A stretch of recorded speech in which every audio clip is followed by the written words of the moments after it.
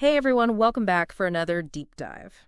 Today we're going to be looking at something that I think is going to be pretty relevant to all of our lives going forward.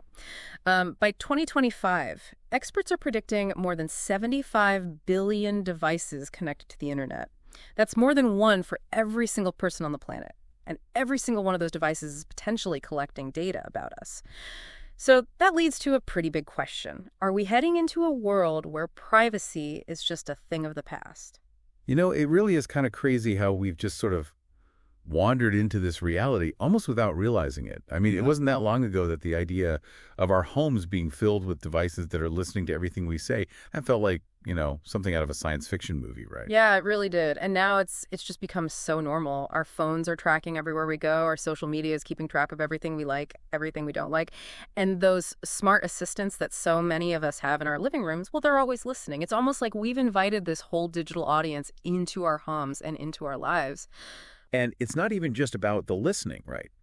It's the fact that all of these devices are constantly recording and transmitting data. Think about it. Mm. Every single click you make, every Google search, every time your location pings, every single conversation, all of that is being collected. It's all being analyzed by these companies like Google and Facebook and Amazon. But it's not just the tech companies, though, is it? Governments are getting in on this whole surveillance thing as well, right? Oh, absolutely. I mean, we've seen it all, right? From that whole NSA wiretapping scandal to the fact that facial recognition is being used more and more in public spaces. Government surveillance is a huge part of our lives now. And then you add on top of that the constant threat of data breaches. These things seem like they're happening all the time now. It really makes you wonder, is any of our personal information actually safe? Yeah, it really does. It's almost like our entire digital lives are built on this foundation of sand that's constantly shifting. It just feels incredibly vulnerable.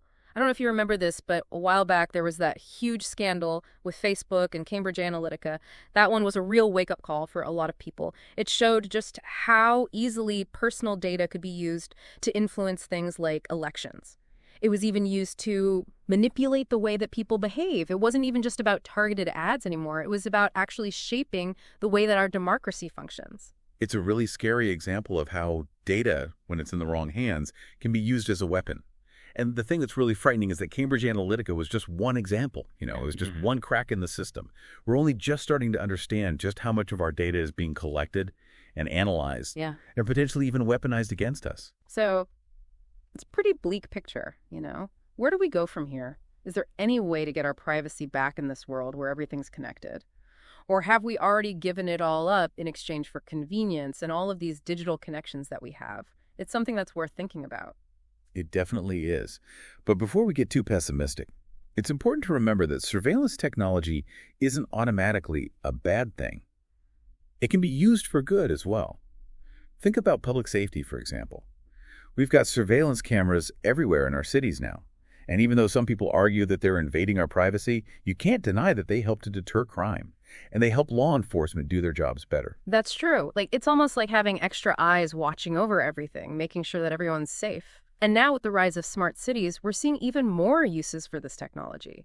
It's not just about catching criminals after the fact. It can be used to prevent crime from happening in the first place. It can manage traffic flow, even help us keep track of public health trends. Right, exactly. Look at something like predictive policing. Police departments can look at data about crimes that have happened in the past, figure out which areas are high risk, and then they can deploy their resources in a smarter way, maybe even prevent those crimes from happening. Yeah. And then in public health, surveillance technology has played a major role in helping us track and contain outbreaks, especially during that whole pandemic we went through. It's amazing how this technology can be used to improve our lives in so many ways.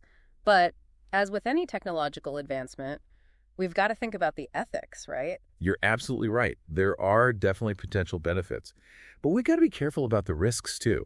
It's not really about whether surveillance technology is good or bad. It's about how we use it, what kinds of safeguards we put in place, and how we make sure that the benefits actually outweigh the potential harm. Yeah, it's a tough balancing act for sure. And it's something that we definitely need to be talking about. So even though we've talked about the potential benefits, I think it's important to look at the downsides of surveillance too, because they are pretty serious. I agree. Let's dive into those concerns now. Okay, let's do it. So one of the biggest worries people have is that all this surveillance stuff is going to chip away at our right to privacy. I mean, the more information that's being collected about us, the less control we have over our own lives, right? Yeah, it really does feel like that sometimes. Like you're living in a glass house where everyone can see everything you're doing, every conversation you have, every website you visit. It's a bit suffocating, you know? And when people feel like they're constantly being watched, it can make them less likely to speak their minds, right? Exactly. It's called the chilling effect. If you know that everything you say and do is being monitored, you're probably not going to risk saying anything that could get you in trouble or that might make people look at you funny. Yeah, it's like self-censorship, but on a societal level. We start policing our own thoughts and actions because we're worried about what the watchers might think. And then there's the whole issue of data security, or the lack of it, I should say. It seems like every day there's another data breach in the news. Hackers are getting into everything. It's kind of terrifying. Makes you wonder if any of our information is actually safe online. That's a really valid concern. I mean, so much of our lives are online now. We're Yes. banking online, shopping online, even our healthcare records are online. And every time we use these services, we're trusting these companies with our most sensitive information. And then, to make matters worse, it's not just hackers we have to worry about, right? You're talking about governments and corporations, right? The very people who are supposed to be protecting our data are often the ones who are collecting it and using it for their own purposes. I mean, we've seen countless examples of governments using surveillance to target their political opponents or to silence people who disagree with them. And then you've got corporations who are more interested in making money from our data than they are in keeping it safe. They'll sell it to anyone who's willing to pay without even telling us about it. Yeah, it's a messy situation for sure. Yeah. It's hard to know who to trust, but it's not all doom and gloom. You know, there are people out there who are working hard to protect our privacy. They're coming up with new solutions to try and mitigate these risks. That's good to hear. So what are some of these solutions? What's giving you hope that we might be able to regain some control over our digital lives? Well, one thing that I think is really promising is encryption technology. End-to-end encryption basically means that only the person who sends a message and the person who receives it can see what's in it. Nobody else, not even the company that provides the messaging service, can read it. So it's like a super secure digital vault for your messages. Exactly. That does sound pretty reassuring.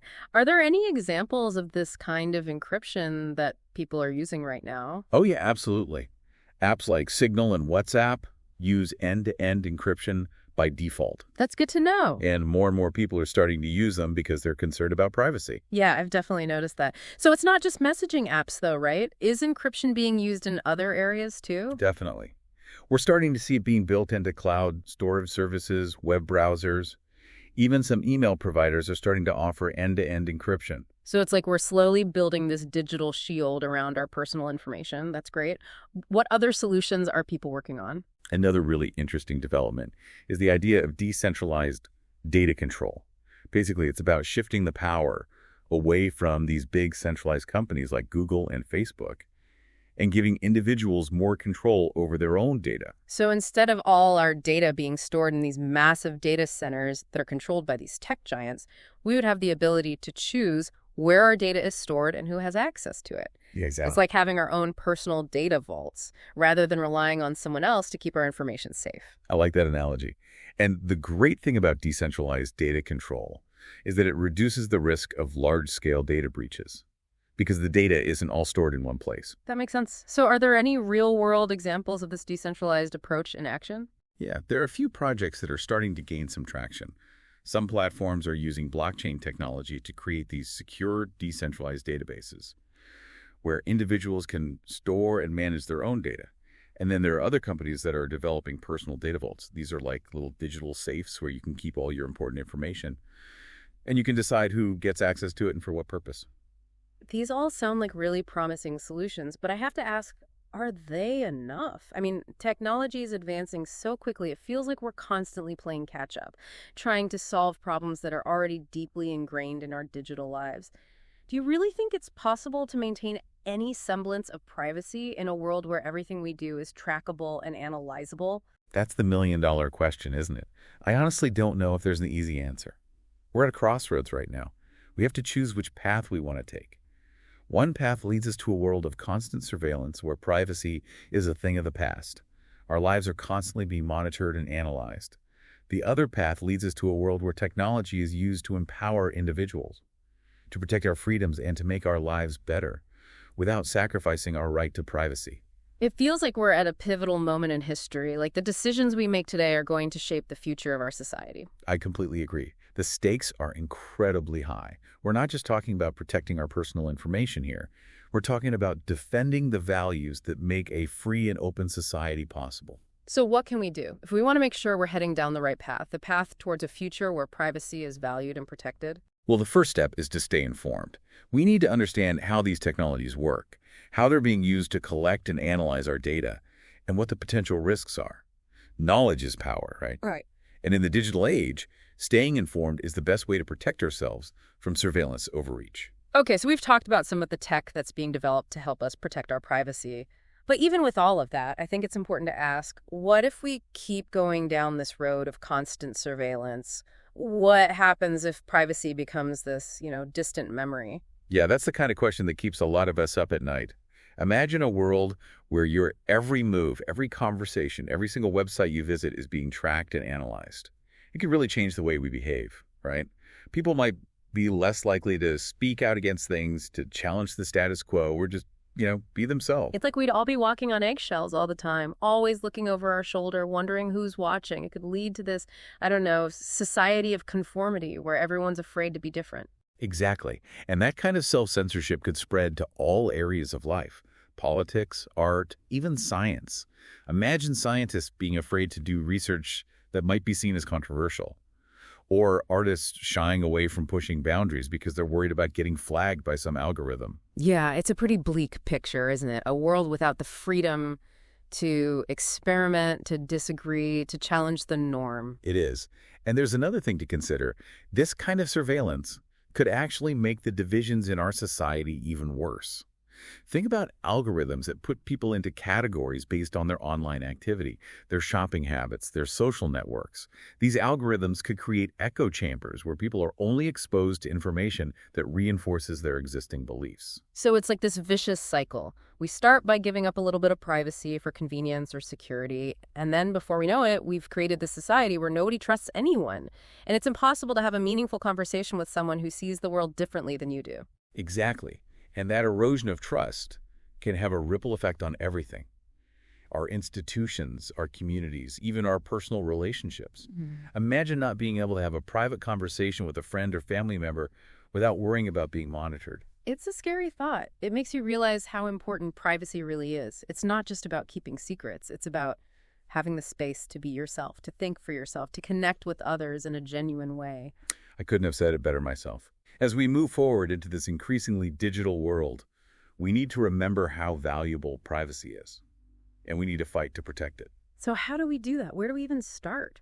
Well, I think the first step is to demand more transparency from the companies and organizations that are collecting our data. We need to know what information they're collecting, how they're using it, and who they're sharing it with. And we need stronger regulations to protect our privacy rights. We can't just rely on companies to do the right thing on their own. Absolutely. And we need to support organizations that are fighting for a more ethical and equitable digital future. This has been a really fascinating discussion and a little bit unsettling, to be honest, but I think it's incredibly important that we're having these conversations. I agree. The more we talk about these issues, the better equipped we'll be to make informed decisions about the future we want to create. Well said. This has been another deep dive, and I want to thank you for joining us. We hope this has given you a better understanding of the challenges we're facing when it comes to surveillance and privacy, and the importance of getting involved in this debate. Thanks for having me.